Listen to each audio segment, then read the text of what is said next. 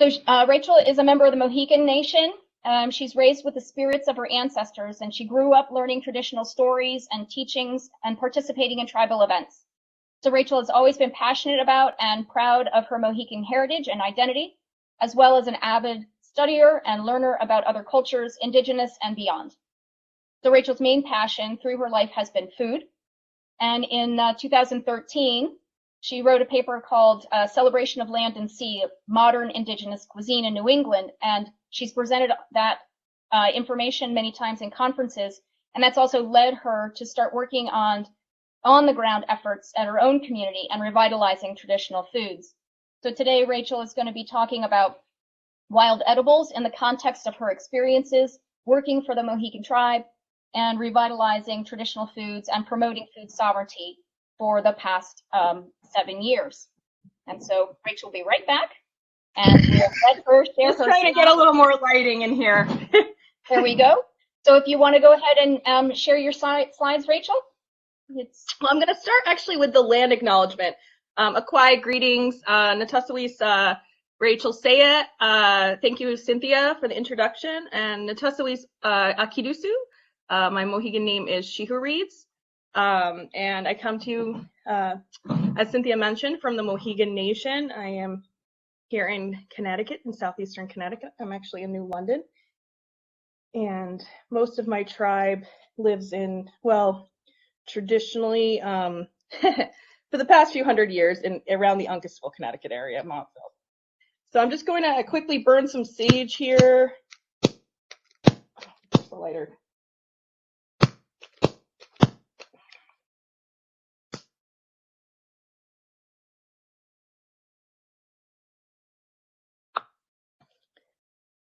So giving this whole conference a good smudge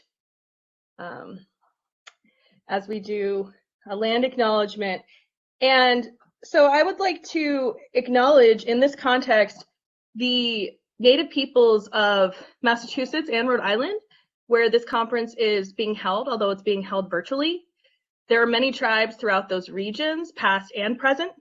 So we have the Narragansett people of Rhode Island. We have many Wampanoag groups, including Mashpee Wampanoag, Aquinnah Wampanoag, Herring Pond Wampanoag, Assonet Wampanoag. Some of these tribes are recognized, some of them are not federally recognized, so you may not have heard of them. And there are many people who passed away in King Philip's War, which was one of the locations was Sudbury, Mass. And King Philip's War was one of the most bloody battles in New England history. And majorities of our populations were decimated in many of our communities. So I like to honor that as well as we think about the land that this conference is based on. I like to honor all the communities that were involved in the Philip's War, the Narragansett, the Mohegan, my own tribe, the Pequot, the Mohawk. Nipmuc land is also in Massachusetts, as well as Wampanoag. And the Nipmuc were, they really dealt with a lot. And they have been good friends of mine as well. So they have, they're a small community, again, not federally recognized, but they're state recognized. So I'd like to acknowledge them and all of these communities, even my own community where I sit on this land here in Connecticut, where I'm coming from. The Mohegan, and technically Pequot land.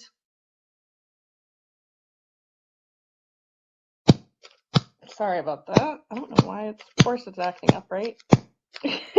We'll pretend it's still going. So I'm just giving you all a nice smudge as we start this morning in a good way. And Tabutni, thank you for having me here. So I'm going to give a little info about just a snapshot of some of the work that I've been doing for the past few years with my tribe and elsewhere, working on different initiatives for food sovereignty, which in a Native Indigenous context, food sovereignty is really not only trying to get to a point, the main definition of food sovereignty in a general context would be being able to sustainably source and grow your food in a way that, you know, you're sovereign in that. You're able to basically just be independent in the way you're growing and sourcing your food. But for Native people, there's also a spiritual context to that, mental health it goes into as well because of the colonization and how much was the land was taken, how much misinformation or information was changed or lost. The colonists in many cases would tell us, don't eat corn or don't eat this thing, right? It's not good. So, there's a lot of attitudes that have shifted, even in some indigenous people, and we look to our elders for guidance on that in order to bring back these traditions. And some communities are more established than others in terms of still continuing on mushrooming and things like that. And some communities are just bringing them back today, and we call that decolonization, or again, revitalization. Let me share.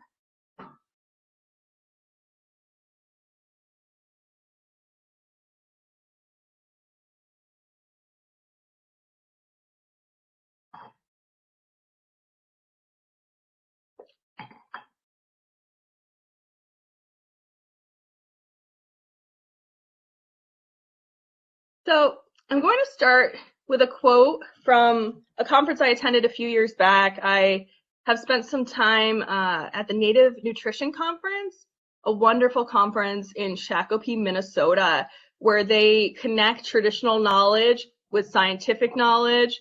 And if you ever get a chance to go, I highly recommend it. So many different types of speakers, from traditional Native people, ethnobotanists, scientists, people from all over. Valerie Segrest, she's been quite the inspiration for me, and I bring this up because, again, the complexity of these traditional foods and wild edibles goes beyond just food. So she says, people are tired of being so sick. They're just tired of it. 150 years ago, diabetes and heart disease did not exist in our tribal communities. We were eating a diet based on the land and the seasons, and a protocol that ensured an abundance of foods. That's the picture we want to get back to. So in order to even attempt to get back to this place, and Valerie's speaking from someone who's on the West Coast, so just to give you a little context of that. So the West Coast encountered colonization a lot later than here in New England. So that also affects our food systems, the fact that we have been having hundreds and hundreds of years of change to our environment and things of that nature. I mean, pigs and cows were not indigenous here, and they were brought in the 1600s. So, what she's saying here is really to get back to that seasonal eating. And in order to get back to that, we really need to be also foraging and eating off the land, which my own tribe, because of colonization, and we sided with the colonists, we gave up most of our land, and we don't have much land at all. So while we may be a strong sovereign nation, the Mohegan people, we don't have much space to forage or even really much community land to plant. We have a little, and some of that is the work that I have been doing the past 2 years. I was working at, the past 2 years I was working at my tribe's museum, and prior to that I was working in our library. In both cases I was doing the food sovereignty initiatives, working with some gardening projects. And the last project that I just recently left behind as I took a new position is a seed saving initiative, which is happening at the Tanaquidgeon Indian Museum in Uncasville, Connecticut, which was founded by my great aunt Gladys Tanaquidgeon in 1931, the oldest Native museum in the country. And again, if folks, I'll put it in the chat, if folks ever want to come out, it's not open right now because of the virus, but I'm sure they will be reopening soon.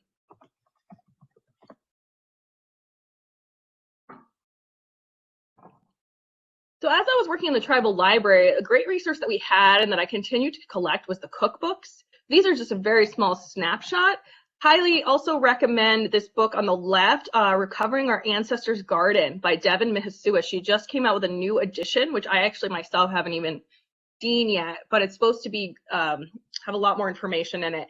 And that particular cookbook again relates to not only the importance of the foods, but why the foods are important to our health. And there's so many different cookbooks.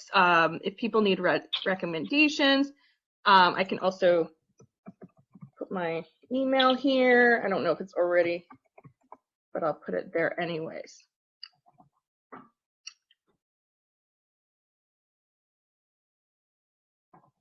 Sassafras is a plant that will be coming up soon. Well, the roots are always in the ground, but the leaves will be available soon. And it's a traditional medicine for Native peoples in the Northeast and beyond.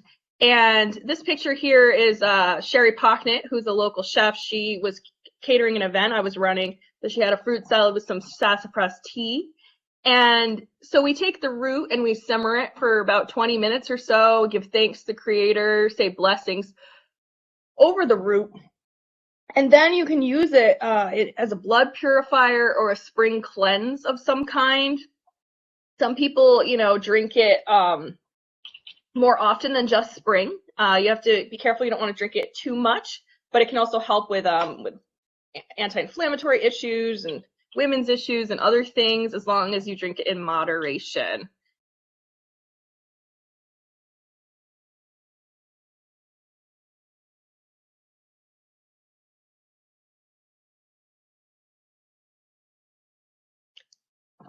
Strawberries are another really very valuable and important wild edible, as well as fruit and food. They have so many different medicine. They have so many different meanings and contexts. So the strawberry is Watahamunch in the Mohegan language, and it actually means heartberry. So you can see the shape in the strawberry cornbread, and this one is just I think I used Jiffy or something, but there's far more exciting versions of the strawberry cornbread. Dale Carson, just write her name again too in this chat. She has been my mentor for a lot of this work. She's the one who got me into working with the indigenous food. She's an Abenaki who lives in Madison, Connecticut, a cookbook author, and also she used to write for the journal Indian Country Today for a long time. So if you search Dale Carson Indian Country Today, you'll find tons of different indigenous recipes.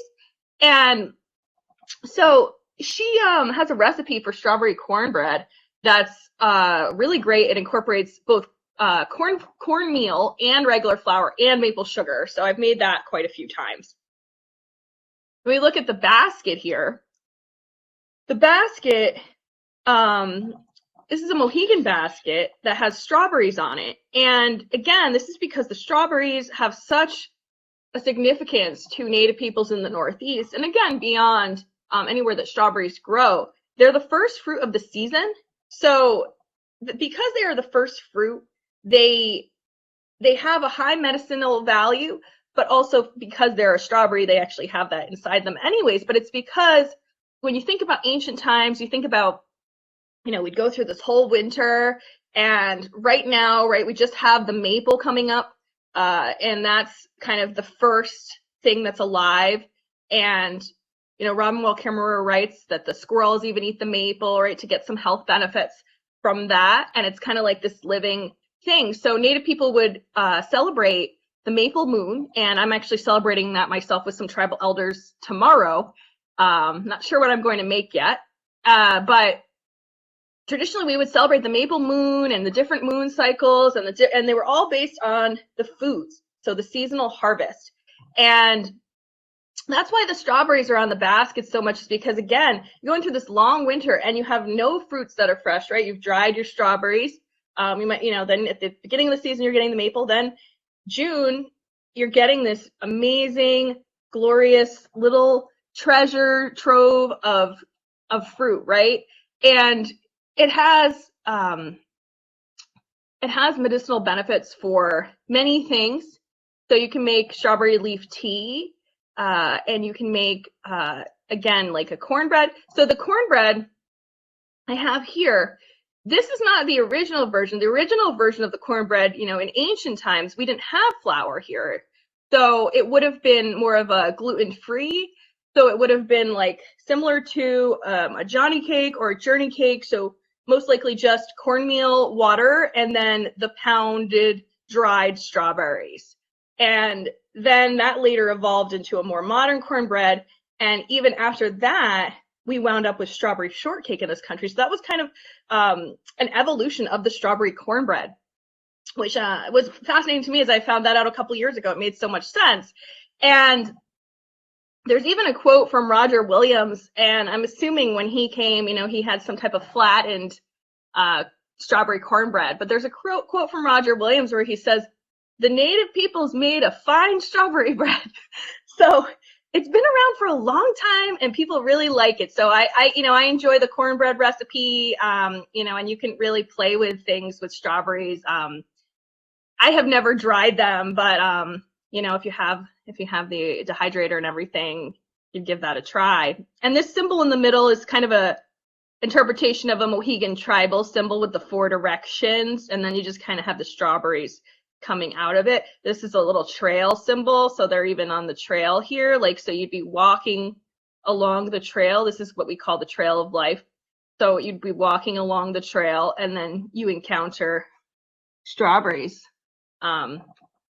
And there's I'm just gonna put another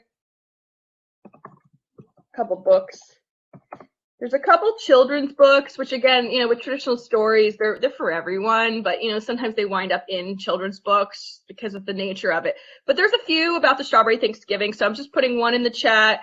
There's another one called The First Strawberries. And so, if you're interested in sharing that with kids, it talks about kind of like the oral tradition behind the first strawberry.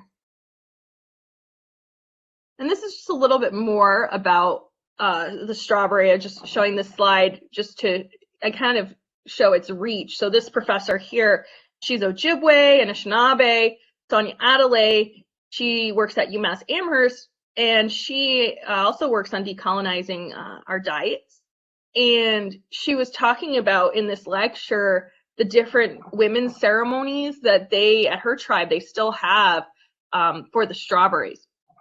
And a lot of this is what I've been trying to bring back. The ceremonial component is not easy. I'm one person. And, a lot of the work I've done for my tribe has been from the ground up. Again, something like ceremonies, colonization has really disrupted a lot of those things. Native people weren't allowed to practice our religions until 1978 when we had the Indian Religious Freedom Act. So especially places like New England where we're so in the midst of everything, it was hard to keep everything underground. It was hard to keep everything. We kept a lot of our ceremonies, but some of them, such as the strawberry ceremony, we don't do anymore. But that's not to say that one day that won't be back amongst my people. I very much hope so. One of the events that I was able to bring to my tribe, which I was so proud of, was a strawberry Thanksgiving festival. And over at Tamaquag Museum, which is a Narragansett museum, they have one every year, and many Iroquois tribes have them every year. Iroquois, we actually, as Mohegans, we used to live in upstate New York amongst the Iroquois before we migrated into Connecticut. So many of our traditions are sometimes more similar to Iroquois, sometimes more similar to other New England tribes. There was a lot of moving and trade and changing. And so I find that, it's interesting even with our baskets to see all the strawberry designs, because if you look at Iroquois beadwork and baskets, they have so many different strawberries on there. And, I would recommend the Seneca Museum. You might be able to see some of the objects on their website. It's an amazing, amazing museum up near Buffalo. So you might be able to check out some strawberry stuff there. But yeah, with the festival, it wasn't exactly a ceremonial festival, but we had drummers there. We had we gave out strawberry shortcake as well as strawberry cornbread and some info about how that evolution might have happened. And we had a storyteller. And so it was, it was as close as we could in the modern day to what would have looked like something, maybe a few hundred years ago. So it was very exciting. And unfortunately that we couldn't do it this past year because of the COVID.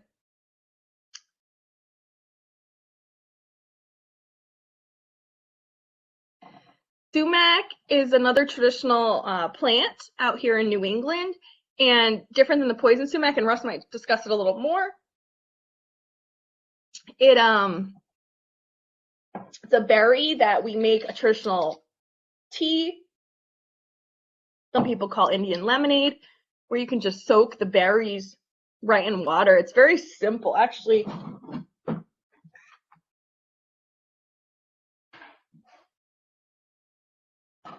These are the berries here. And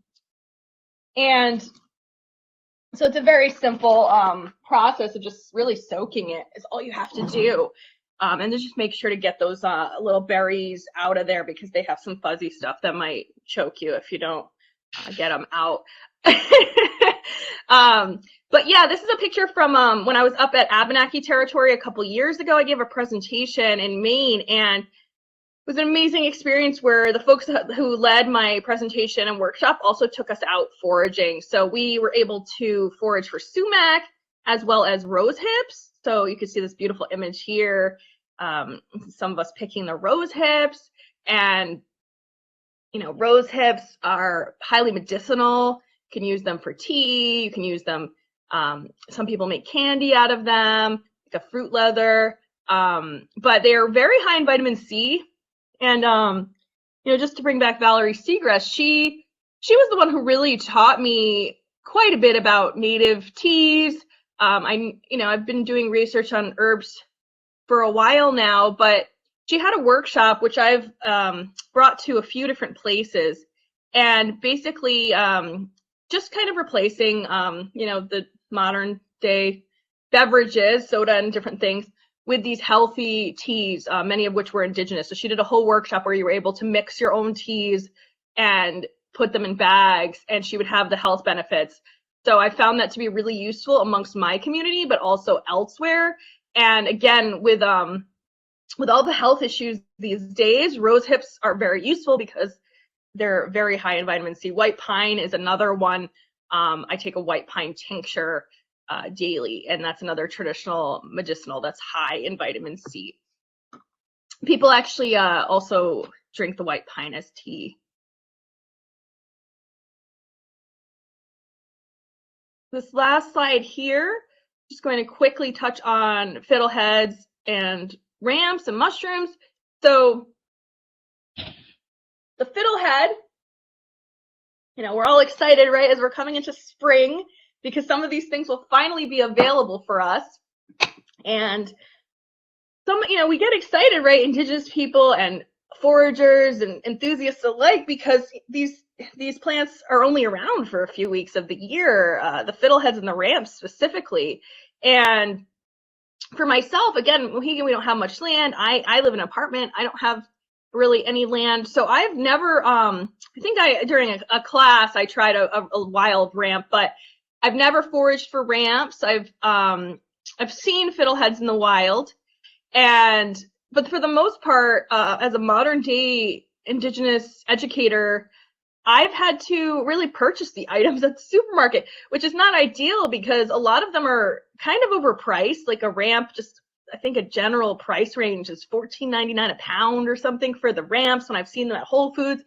So it's one of those things where, because these items are becoming trendy, again, not only, indigenous people have less and less access to it already, right? And then if you want to buy it at the store, it's expensive. So, it's really important to maintain some places where we can go and pick these things. And so I think Russ will be talking more about that in his presentation. So in this particular demo, I just chose to use also the hen of the woods mushrooms, so that it could be, they're not in season around the same time, but again, it was all from the co-op. So I was able to take all three indigenous foods, all with a lot of health benefits. Mushrooms specifically have digestive benefits and many other things, and be able to make a dish to combine the three so people could really understand the beauty of that. And with the ramps, they taste like a mix between a garlic and an onion. So you really, if you use them in any recipe, that's the beauty of them. You don't need to use both things. So that's what I like. You could just use ramp or wild leek. So I know we are running out of time. I'll hold up this other book. I don't know if it's coming off backwards. Nope, we can see it. Okay. So this is my great aunt's book. It is out of print, but there's some places you can order it. She was an ethnobotanist, Gladys Tantaquijan, and this book has a lot of information about, wild plants, their benefits in terms of, how to make it into a tea. Example, boneset is a wildflower that's used for colds and flus. So I've been using that a lot during this time. I've been giving care packages to people who are sick that I know with the virus and providing boneset in those packages. And I was able to grow some last year at the museum. So it was very meaningful to be able to, grow this wild plant, which I didn't grow up again being able to forage like my aunt did, and actually be able to appreciate the beauty of this boneset, and then actually really be able to share it with folks, for its purposes. And they actually used it also during the Spanish flu, which I learned all this year. So yeah, you can find it some places online. It's an amazing book. And thank you to Butney. I'm gonna pass it over, I think, to Russ. Yes, great. Thank you, Rachel. If you don't mind unsharing your screen, then Russ can turn his on. And if, Rachel, would you mind also, when you're done with that, in the chat, would you put the title of the book, so that people that want to look it up, we have that. That would be great. No problem. Thank you. Yes, great. That's great information. And also for anybody else, I see some questions are coming in. We'll come back to the questions later, but type them in, and we'll get to them after Russ has a chance to speak. So Russ Cohen, as many of you probably know, he was a rivers advocate at the Division of Ecological Restoration at Mass Fish and Game for many years. And after he retired, he's gone back and done more work with his avocation, which of course is connecting more with nature through his taste buds and encouraging others to do so. He has started a nursery where he's propagating seed, many which he's collected on his own and from other sources such as the Native Plant Trust. And he partners with those seeds and the plants that he started. He partners with land organizations like land trusts, cities, towns, schools, colleges, federal and state agencies, organic farms, tribal groups, and others to plant these from his nursery into the appropriate places on their properties. So Russ has initiated over 24 projects in the past 5 years, and many of us have heard him talk about the wild edibles, and he's got such a wealth of information about that. So he is going to focus on the edible and medicinal plant species that are currently or potentially growing on land trust land. So Rachel, it hasn't unshared yet. Can you? I'm still seeing your screen. Sorry about that. And you want me to wait? We want to wait to take all questions at the end, right? Yeah, let's do that. Yep. Okay. So if you can unshare, and then Russ can turn on his. Russ, your camera's not on either. Okay. Thank you. Yeah, I hope that's not a problem. We'll find out. Let me pull up my slideshow first. That's more important. Yep, that'd be great. So can you at least hear me? We can hear you great, and let me continue to introduce you as you're getting your slides up.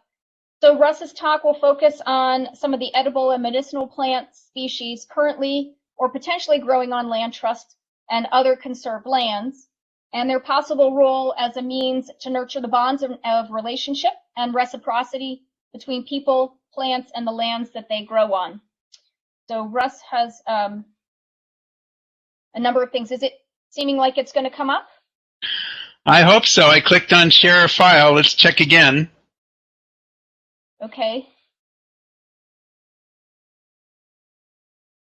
So anyway, I'm going to just start talking. Sorry, folks, that you can't see me. I'll try to deal with that later, but it's more important to just plunge into the show. So thank you, Rachel, for that great talk. And I also want to thank some of the earlier speakers earlier at this conference, particularly Sayona and Ramona, whose subject matter of their talks overlap quite a bit with this one. And one of the things that Sayona said that I'd like to just reiterate is she made a point in her talk that that land conservation can play an important role in continuing long traditions of land use, and that's part of what we want to talk about today. So, yes, we're saving aside land, and there is an opportunity to restore traditional activities on that land, plants that Native Americans have relationships with and that other people can too. So that's what the theme is today. All right, so why isn't this sharing? Let me try one more time. Okay, so I didn't click open, so maybe this will work. And so while this is popping up, let me see if I can do something to share my face again. Hold on a second. Okay. So.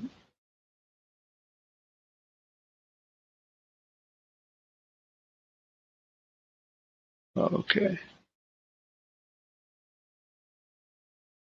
Okay.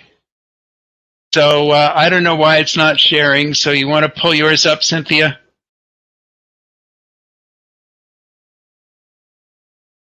Ah, there we go. All right, great. So thank you. So if you could just have it on full screen there.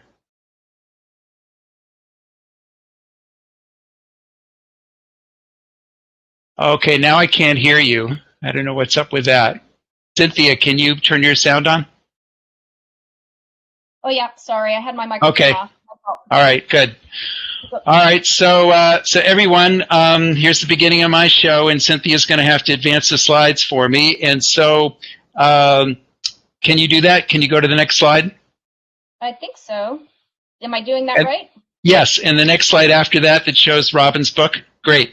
So, I want to first start out, Rachel gave a great land acknowledgement. Rob gave a great land acknowledgement for this conference, and I feel like I want to make an acknowledgement to the indigenous peoples of this region just for the wonderful things they discovered for our native plants way before any Europeans like me were around. They developed relationships and reciprocity with these plants. So I'm very grateful for that and for the knowledge that has trickled down to me about that, and plus supplemented with my direct interaction with these plants for almost 5 decades now. That's what this talk is about. And in particular, I want to thank Robin Wall-Kimmerer because her book is transformative. If you haven't read it yet, I urge you to read it. It is really fantastic. And it's given me words to describe feelings I've had about plants that I just didn't know how to articulate. So I'm very grateful for that. Can you go to the next slide? Thank you. So this is from Robin's book, and she even suggested that people might want to consider putting this on a laminated card anytime they go into the woods to be guided by this. And this is a wisdom that Robin adopted from the Haudenosaunee, and she in her book talks about the humility as she is learning, and I have to say that I am learning too how to interact with plants in a respectful way, and so a lot of this talk is on that theme. So can you go to the next slide?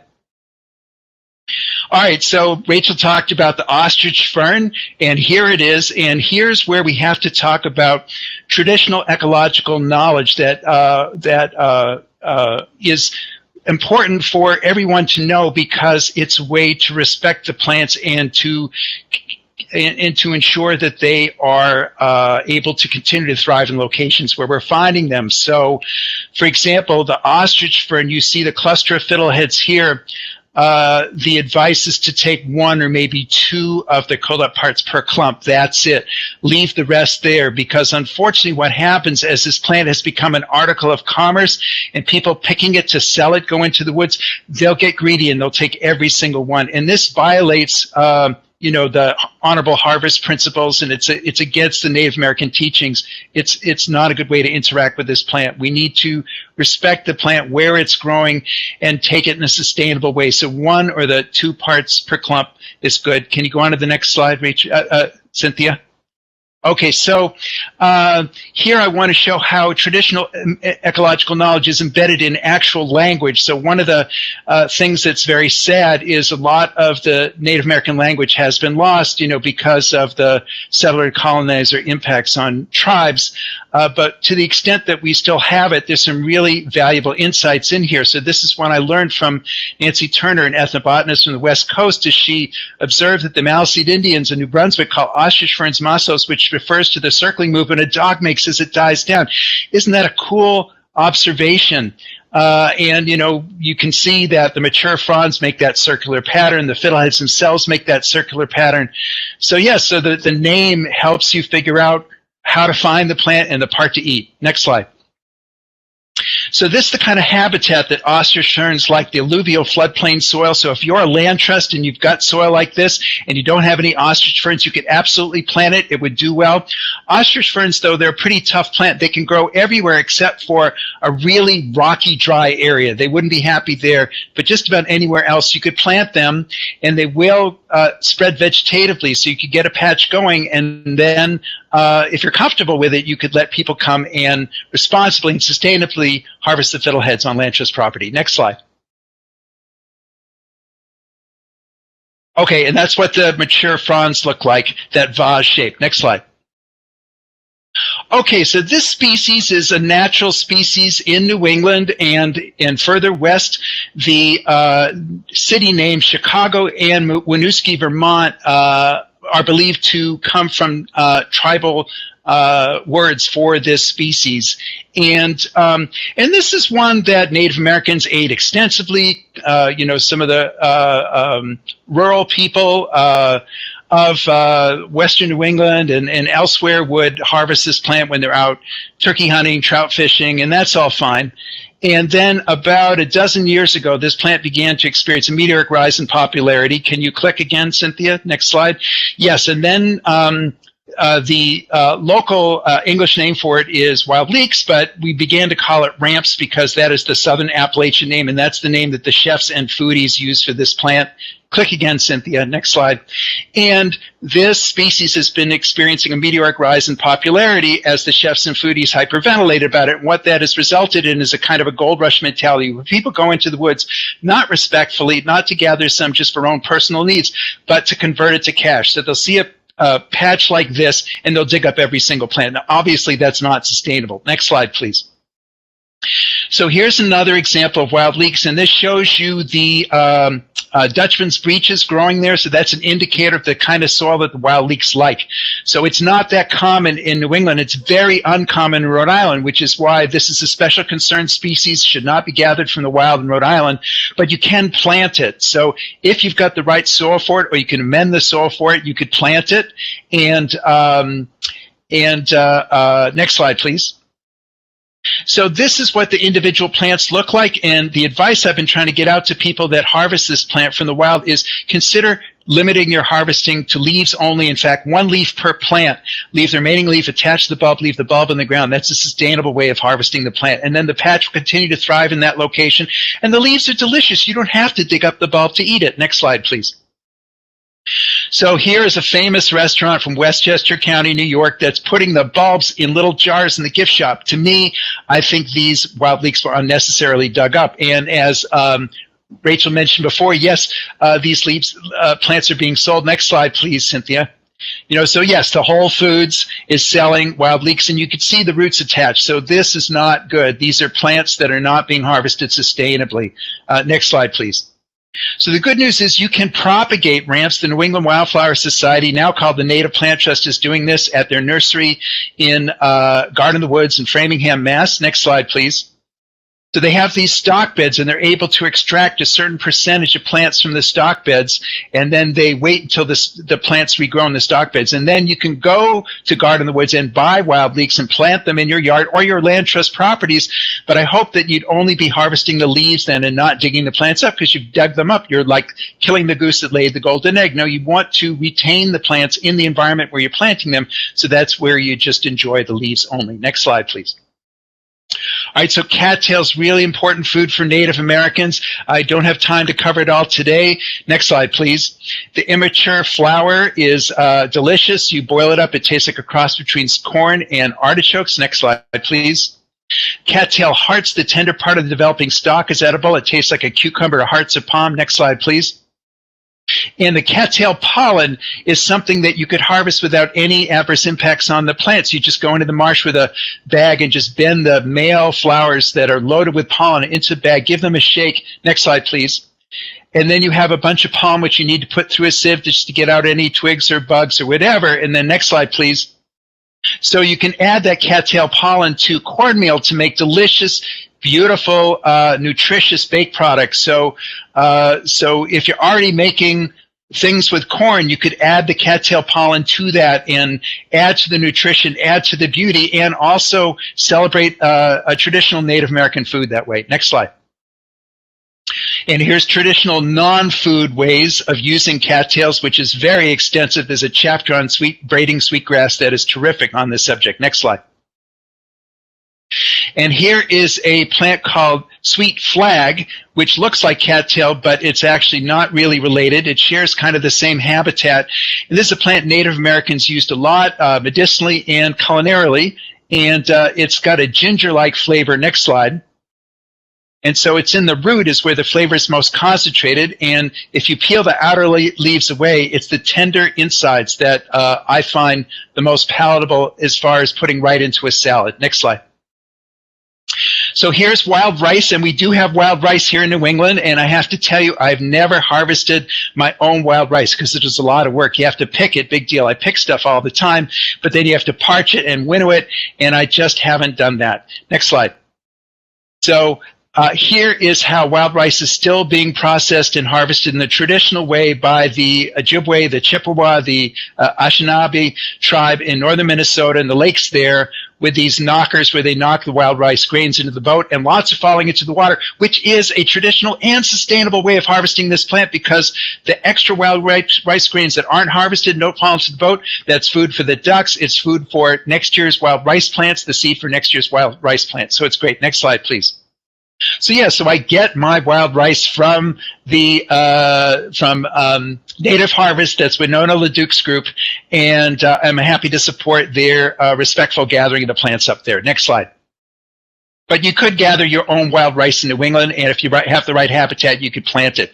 So here's the sassafras that Rachel mentioned, a plant with a long history of use and still around today. So it's a fun one to have on your land trust properties if you don't have it. It's hard to find in the trade, but you can transplant it, and if you need help on that, I can give you guidance on how to do it. It's a little tricky, but once you get it right, it's not hard. And plants with three different leaves of three different shaped leaves, so really easy to recognize. Next slide. So Rachel talked about the sassafras tea that's made from the root bark. Next slide. And then filet powder is made from dried powdered sassafras leaves, and you could just eat the leaves plain too if you wanted to. They have kind of a lemony flavor. Next slide. Milkweed's edible. It is important food for monarch butterflies, and I'll get to that in a second. So milkweed was a food and is a food that tribes eat. Next slide. So flower buds is one of the stages. I encourage people to boil any milkweed part they're eating for 7 minutes, and that will make it safe to eat. And this milkweed egg puff that's in this photo here is one of the recipes I use for milkweed. It's in my foraging book. Next slide. And milkweed pods are edible, boiled for 7 minutes, and the flavor and the texture is really similar to green beans. So there's the monarch butterfly caterpillar on the left side to remind us, yes, this is really important food ecologically for the monarch butterfly caterpillars. And this raises a larger point, which a lot of our native species are really important, have really important ecological roles in our environment. So that's why I encourage people to use forbearance and restraint when they're gathering native plants, just to make sure that they don't upset the ecological balance in any way. And I will tell you how I do it personally in my own yard with the milkweed. Next slide. So here's my yard. That's my car with my boat on it. And you see the high bush blueberries planted in there with a bunch of milkweeds. And I'm able to, these milkweeds are so prolific, I'm able to dig some up and pot them up and plant them elsewhere.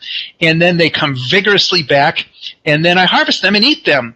And how do I know when to stop eating them? I go to a website called Journey North, which is a citizen science project where they track the northward migration of the monarch butterflies from the wintering grounds in Mexico. And once I see they've arrived in Massachusetts, that's when I leave the plants alone and make sure they're available for the monarchs. Next slide.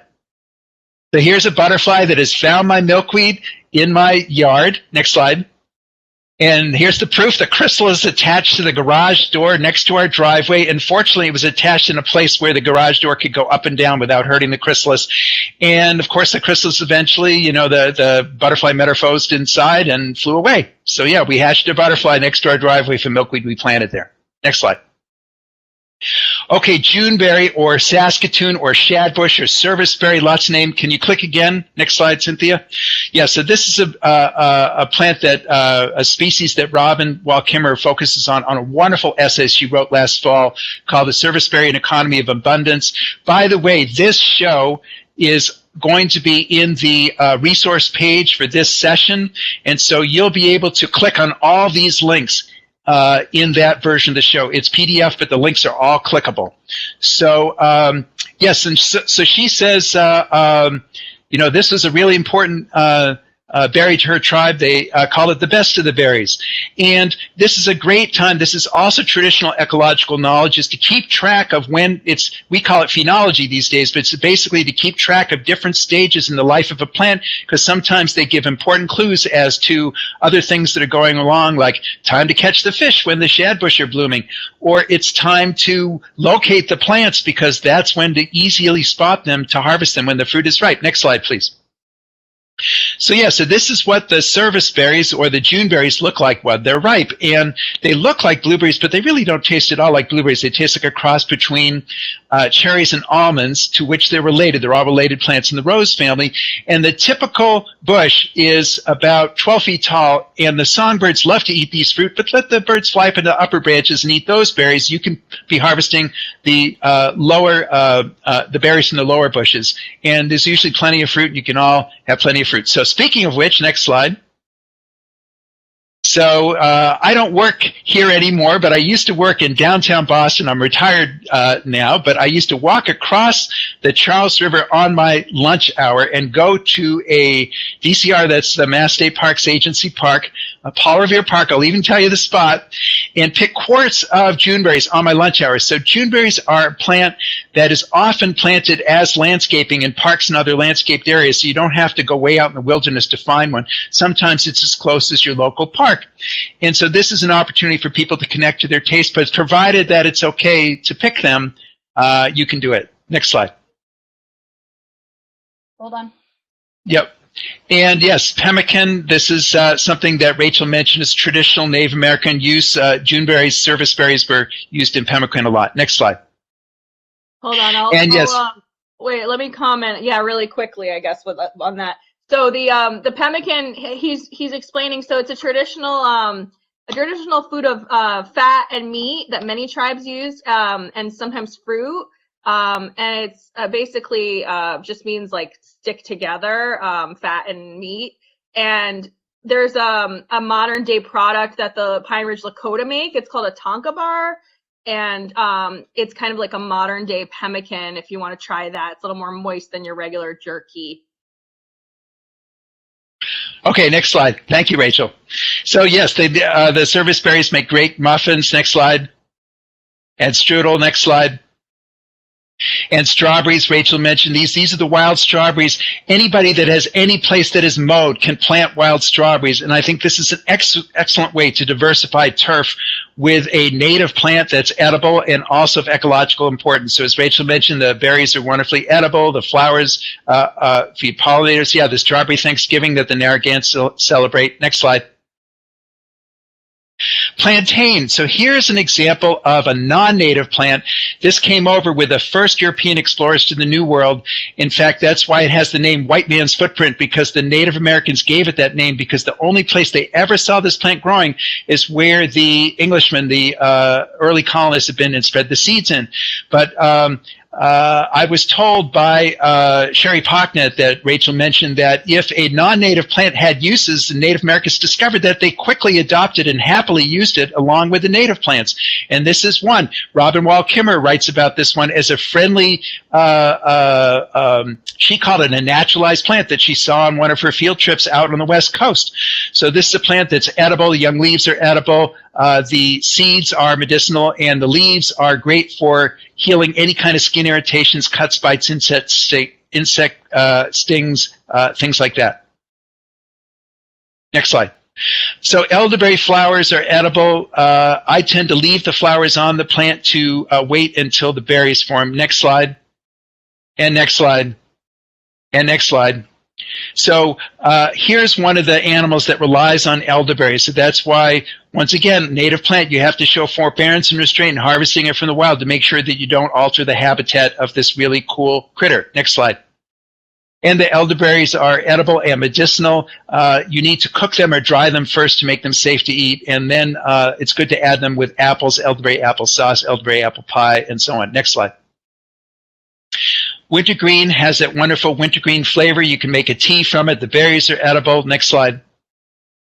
And the same oil of wintergreen is also in the twigs of the yellow birch and the black birch, and you can make a tea from them year-round just by, next slide, just peeling the twigs and putting the peelings and the twigs in a jar and let it sit around for an hour at room temperature, and then you get a delicious tea. And I included in the documents page for this session a whole page on yellow and black birch with more details about how to make the tea and how to tap the trees and stuff like that. Next slide.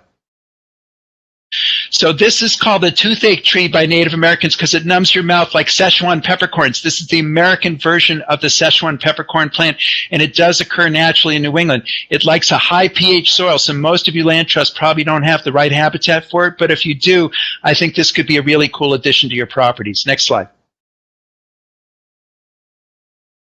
Beach plum, I had to include this slide because this is a Mass Rhode Island conference, and these obviously grow down in Rhode Island too, as well as Massachusetts. The best time to spot beach plums is in the spring when the plants are blooming, and that's when you know where they're located, and you go back and look for the right fruit. Next slide. So that's what the fruit looks like. Next slide. And this is a plant that does not have to grow near the ocean. So if you're a land trust and you're not on the ocean, you could still grow it. If you've got a sunny, sandy spot, you could absolutely grow beach plums. And they are salt tolerant, so you could even grow them next to your parking lot. Next slide. And of course, you can make delicious things from beach plums. Next slide. Cranberry, that's what the plant looks like when it's blooming. Those are flowers that look like cranes. The original name for this plant was craneberry. Next slide. 1 sec. Okay. And that's what the fruit looks like. And yes, if you have a sunny, sandy area that's a little damp, you could absolutely plant this one. Next slide. So here's highbush cranberry, not related to the bog cranberries at all, but it has a similar flavor. And this plant also has medicinal uses. One of the medicinal names for it is cramp bark because it helps with menstrual cramps. Next slide. And sumac, Rachel mentioned this one. Next slide.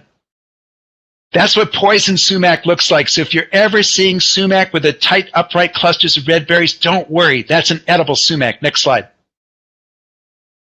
Yes, you gather the fruits. Next slide.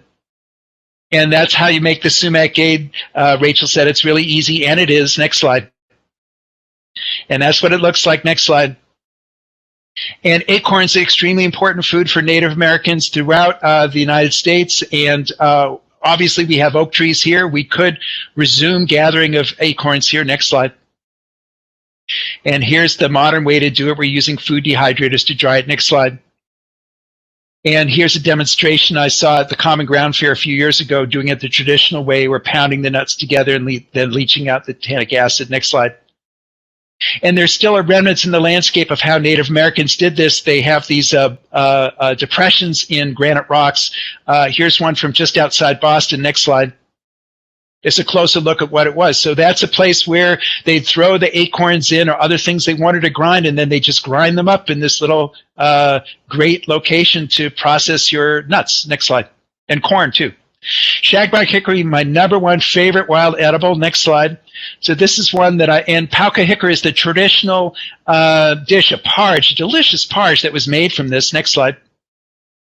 Next slide. And yes, that's what it looks like to gather them. And it's really fun to gather them from mid-September through the end of October. Your properties may already have these, but you could plant these shagbark hickories if you want. And I have some trees I've propagated, so if you need a couple trees, I can give them to you. Next slide. Oh, go back just a second, if you can. Yeah, so if we have a chance, we'll talk about black ash, which this basket is made from, because that's a really important Native American tree for basket making. Next slide.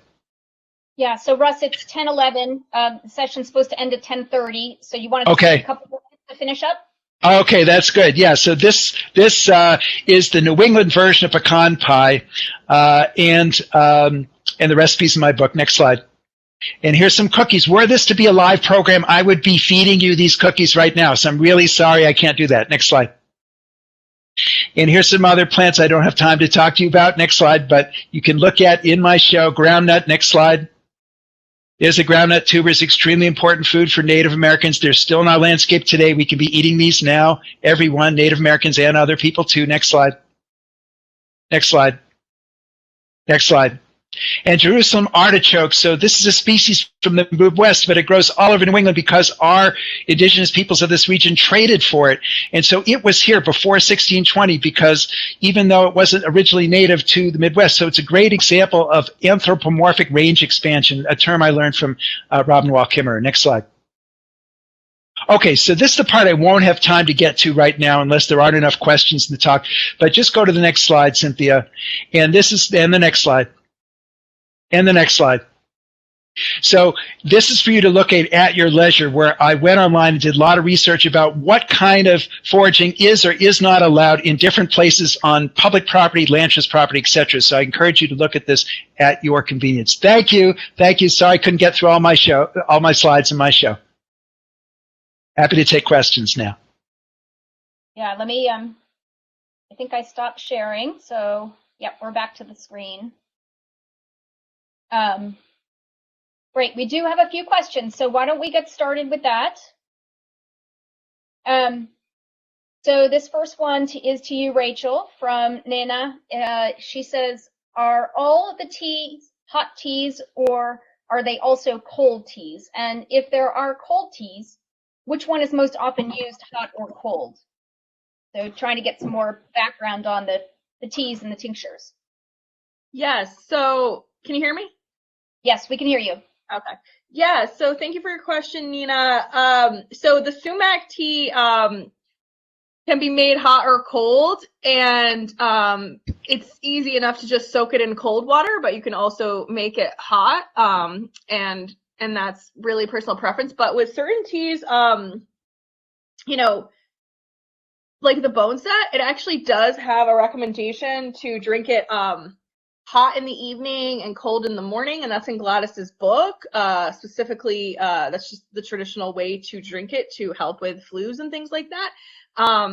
So there are some specific recommendations based on the herb, you know, and a lot of, again, there's so many different, when you look at, you know, a rose hip, you're going to be brewing it hot most likely. Sumac's a little different, where you can actually get you can get it made cold, which is kind of unique for tea.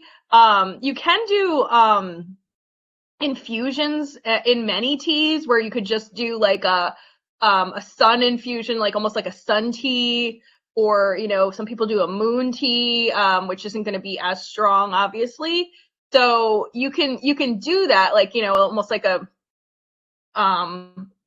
you know, like a sweet tea. However, you know, if you've made sun tea before, just put it out in the sun, and you could do that with any herbs, really. And most of them, you know, I guess traditionally were drank hot. You know, I never really thought about, you know, other than the ones that are easy to make cold, but definitely the bone set has that specific advice, which I find to be really fascinating. And I've been telling people that I've mostly just drank the bone set warm. It's very bitter. Again, most people probably add some sweeteners to their teas. I actually try not to add much sweetener to the herbal teas, because I just take them for the medicinal benefits. When I do these presentations, generally, just like Russ said, I'll have the teas out, and usually I'll bring maple sugar, you know, so that it's more of a traditional sweetener. The maple sugar or honey, maybe? anyway, either one is good. Yeah, right? honey actually we didn't really work with the bees. So it's not a known native food. Gotcha. Okay. Great. So Sarah asked this next question. She says, a few years ago, I read an article, I think in the Globe, that there was an organization in Mass that would go to others' land to plant wild foraging gardens. And so, Russ, is that probably your organization or somebody else? I'd like to know what that organization is. I've never heard of that. Absolutely. Whoever is writing that in, please write me directly and give me a clue how to track that down. I have not heard of that. Okay, so the next question is for you, Russ. Says, I've noticed that when we planted some native plants in our garden in Boston, the high bush blueberries, we have to raise the pH for them. Is the natural pH of the soil higher than it has been made to be over in the last 500 years? Oh, interesting question. So first of all, blueberries like a low pH soil. They like a very acidic soil. So I'm surprised you'd have to raise the pH for blueberries. That doesn't make sense to me. And yes, I've heard from Peter Tredici that in cities, in urban areas, that the soil pH is ticking up because of the effect of urbanization on soils. So yeah, I would think if anything, you'd need to acidify soil to have it be good for blueberries. Okay. And I had a comment that the shared screen didn't go off. It's off on my computer, so hopefully people are seeing. It's off on mine. It's fine on yours. Okay. I know I can't get my camera to work right now, but that doesn't matter. So there's another question here that says, Sarah, can you talk about how to encourage harvest on our land trust and do workshops while also ensuring that people don't trample the landscape and overharvest? So maybe Russ, back to you. Yeah, so this is so first of all, you know, in my show in the back that I didn't get a chance to go through, I list many examples of how different public and private nonprofit organizations decide how to manage this issue. And it runs the gamut from don't pick nothing anytime to foraging is allowed, period. Although even in the foraging is allowed, period, the land trusts hope that it's done respectfully. And so, you know, in a normal year when we're not having a pandemic, I'm out doing several dozen programs, in-person programs, where I preach a conservation message as part of my talks. If a land trust invites me, and by the way, I do talks at Audubon sanctuaries and other places where harvesting is never allowed, but I'm still educating people about the responsible way to harvest plants, you know, where it is allowed or where, you know, it's likely that no one will mind, like if you're doing it on the edge of a school ball field or a bike path, something like that, area that's not ecologically significant, it's usually fine to forage there. People don't usually care. So anyway, yes, I would point you first toward the Robin Wall Kimmerer honorable harvest thing that I quoted at the beginning of my talk, and have that be a starting point. Even with that, though, I think that more species-specific guidance is useful to people. So in the back of my book, I've got a list where I rank almost all the edible wild plants in this area from A+ to C-, and the ranks are like school. The closer rank is to A+, the better plant is for foraging. And so it encourages people to target the more common species, which can even include weeds and invasives, plant we never want to plant in our land trust properties, but plants that often are there anyway. And those tend to be the more guilt-free foraging because they don't have important roles in the ecosystem. So I'm happy. Anyone should feel free to contact me for more specific guidance in this area. I'm happy to help. Okay, great. Thank you.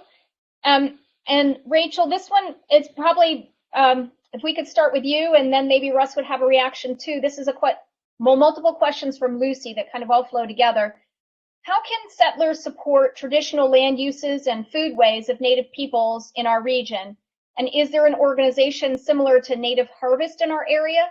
Or are there, you know, peoples and projects, as probably what you're doing, Rachel, in Connecticut? Or are there other actions that would be helpful, such as calling municipal leaders about changing regulations on public lands, or, you know, what kind of guidance would you say might be the most helpful? Yeah, it's complicated because, as many of us being sovereign nations, we have designated spots of land that we have, from the federal government. And then, I see the land trust as being a real opportunity to expand that, because again, some of us have very small amounts of land, others have larger amounts, and how that's being managed is different. For instance, at Fort Shantok, which is one of our sacred sites and forts where Uncas fought the Narragansetts, we have a lot of different edibles there, but we're not really supposed to be picking anything because it's also a state park. And so that is only one of our few spots. So that's kind of, it's very bizarre the way that the things are these days. So in terms of, I think the land trusts are definitely one of the better options for now, as making those open to more Native people and things of that sort. I think that there's also, or I know that there's also many seed saving projects throughout the country. And so the Indigenous Seed Savers Network is something you can check out. And that is, I believe it's still run by Rowan White, but she'll give seeds to certain communities, but at the same time, you can still be an ally to that network, right? And, if you have something you want to share, and there's also the Native American Food Sovereignty Alliance. Those are both, more, nationwide networks. When it comes to individual communities, there's always the appreciation of people offering plants or seeds. Like, for instance, my project that I was working on, we had, I work closely with an ally of mine, Owen Taylor, who runs a seed company, True Love Seeds. He's from Connecticut, lives in Philadelphia. Everything he does is, sustainable, and he does not only indigenous seeds, but also African diaspora and all these different cultural seeds. His whole focus is to save these cultural seeds, right? So because there's this whole concept of rematriation that has emerged, which is giving back seeds to the motherland. When we first met, he actually gave the tribe many seeds. Later, we purchased some because we were able to do so. Some of those seeds, including a blue corn that is very ceremonial. So he has done that, as well as, another local farmer gave us seeds for the project. So things like that. And then I would get in touch, because I was getting, I had a lot of the context. I was actually reaching out to Narragansett, and I was reaching out to Pequot, the local tribes, because I wanted to share the seeds and we didn't have enough land. So it's kind of like, I guess, reach out to who you know. I always recommend also, because it's hard, because if you don't know people in tribes, so, try, if you do know somebody, right, reach out to who you know locally, and maybe they can connect with other folks. And there's always the option of going to tribal websites too. Tribal websites are generally good places that have information about, who's who, so if you're looking for, say, like the Tribal Historic Preservation Office or something to connect with, I recommend searching for that tribal website, because otherwise I understand people have no clue how to connect. So those are just, off the top of my head, some ideas, but we can definitely think about it more, right, as things evolve. Okay, great. And of course, you've also been kind enough to share your email, so people could potentially get in touch with you directly if there are some questions or back and forth in terms of making connections. Definitely. I'm happy to liaison people with the correct individuals. Yeah, which is, as you've just said, is so important. That's correct. So, and just to clarify, I have stopped sharing. So I see there's a number of these messages. I'm not sure how to do anything more on my end. So hopefully you're seeing. So I can jump in here, Cynthia. So one of the questions came in on the chat about worms inside hickory nuts. And I know all about those. That's actually a weevil larvae that does live inside some hickory nuts. And I'm sorry that her trees seem to be infested with those. By the way, and I'll just give a trigger alert for people that might be grossed out by about what I'm about to say. Those weevil larvae are edible. And I thought, well, they're eating hickory nuts. How bad could they be? So I fried some up, and they actually were quite tasty.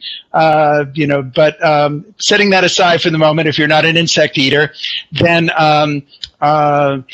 There are trees out there, and I harvest from lots and lots of different shagbark hickory trees that are out in southern New England, and I have found trees that have no weevils, not a single weevil in thousands of nuts I might gather from one tree. So they're out there, so if your trees aren't good, I encourage you to try another tree. Okay, great. There are a couple questions here from two different folks that talk about the contamination. So let me just read both of them and let's see where that goes. So is there a large concern in the modern era of lead contamination or other hazardous accumulations when foraging? So that was a question from Lisa. And then Barbara says, when arsenic occurs naturally in the soil, can one still harvest and eat safely the wild blueberries, etc., that grow there? So Rachel or Russ, do you guys? I can give it a shot. So I'm happy to say that in terms of lead, berries are not a major concern because lead tends to concentrate mostly when it's uptaken by plants from the ground. It goes mostly to the leaves and then to a lesser extent to the roots and then to an even lesser extent to the berries. So I don't worry too much about growing berries in soil that might have some lead contamination. I'm not as familiar with arsenic about it, so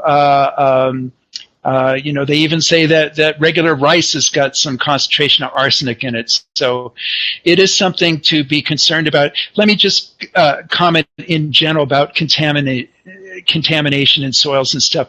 So I do avoid harvesting from along heavily traveled roadways, heavily manicured areas like golf courses and closely cropped lawns or people using chemicals to subdue the stuff I don't like. I'd like to avoid my exposure to that. If I can, I go to the shaggier, more out-of-the-way areas, the way away from roads and people and stuff, and tend to do my harvesting there. But if you are, I think the main thing I'd worry about in a contaminated area, if you're gathering meal after meal after meal over a prolonged period of time from a contaminated area, yes, that could be a significant exposure to contaminants. But even me, with all the foraging I do, it's at the very most 10% of my diet. So my exposure to potential contaminants from picking stuff from the wild is relatively small. Rachel, do you have anything that you want to add to that? Nope. Okay. No, I think you got it. But I'll take that other question. I don't know if that's the next one in order. Yes. Yep. Yeah, so let me just read it and then if you can answer it. So this is a question from Sarah. It says, does Rachel have guidance on working and teaching TEK when there are no representatives locally? And we are on Nantucket Wampanoag land, but there are no tribe members on island. And so can we help pass on these traditions and plant knowledge as primarily white professionals at our land trust? And thank you in advance for your response. Yeah. Yeah, so it does become complicated as many of us have experienced because the traditional knowledge should be passed down by Native peoples whenever possible, and even in a lot of the food circles I'm in with the indigenous food on the rise, there's become already people trying to latch on to that, right? There's already a Francis Ford Coppola restaurant in California, Native food, and indigenous folks are trying to figure out, okay, how do we keep this, within our communities? Like, look at Mexican food, for instance. You know what I mean? It's like, how do you stop that from evolving? So when you look at the plants, it's kind of a similar thing to what's going on with the chefs, where they're trying to figure out ways.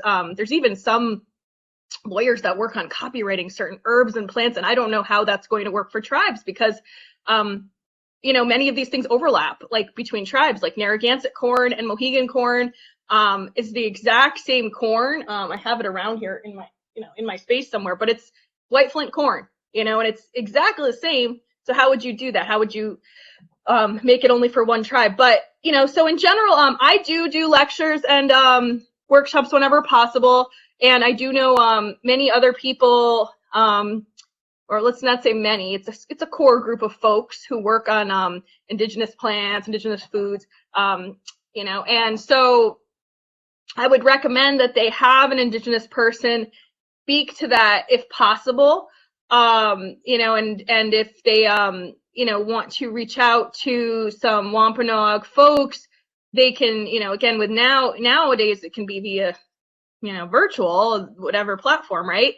But they can reach out to me as well, and I can try to connect them with people or connect you with people, and maybe discuss that with them, what they would like in terms of that. If they're if you talk to, again, maybe the Tribal Historic Preservation Office on Martha's Vineyard, for one example, the Wampanoag of Gayhead, which is probably your closest Wampanoag community, I'm sure they would be able to give you tips directly as to who to contact to give a presentation and things of that sort.